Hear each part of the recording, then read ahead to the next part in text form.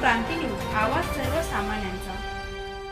जलालखेडा नागपूर काटोल वरुड रोडवर अपघातात गंभीर जखमी तरुणाचा उपचारादरम्यान मृत्यू। काटोल ते वरुड मार्गावर पडलेल्या खड्ड्यांनी आणखी एकाचा जीव घेतल्याची घटना बुधवारी रात्री 8:15 वाजेच्या दरम्यान घडली।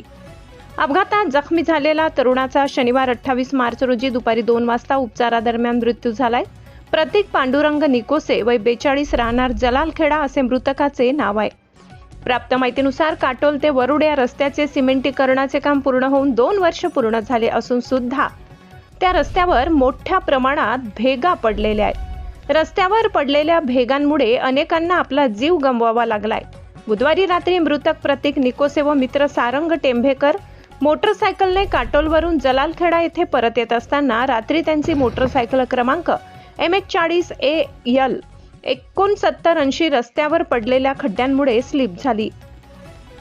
या अपघातात प्रतीक निकोसे याला गंभीर दुखापत झाल्यामुळे त्याला उपचारासाठी प्राथमिक आरोग्य केंद्र जलालखेडा येथे आणण्यात आले।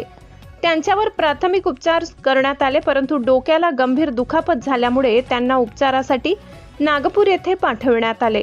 नागपूर येथील सिम्स रुग्णालयात त्यांच्यावर उपचार सुरू होता, परंतु त्यांच्या डोक्याला गंभीर दुखापत झाल्यामुळे त्यांना मेडिकल कॉलेज येथे उपचारासाठी पाठवण्यात आले।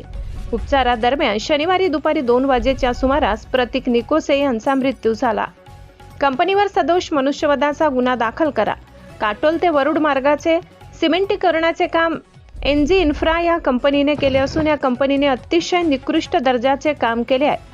निकृष्ट दर्जाच्या कामामुळे वर्षभरात सुमारे 10 जणांना आपला जीव गमवावा लागला।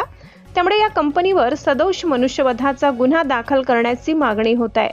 पोलिसांना घटनेची माहिती मिळताच पोलिसांनी घटनास्थळी जाऊन घटनेचा पंचनामा केला। पुढील तपास सुरू आहे। प्रतिनिधी पवन वानखेडे, तालुका जलालखेडा, नागपूर। अशाच नवनवीन बातम्या पाहण्यासाठी आमच्या महाराष्ट्र क्रांती न्यूज या YouTube चॅनलला लाईक करा, सबस्क्राईब करा आणि बेल आयकॉनला प्रेस करा।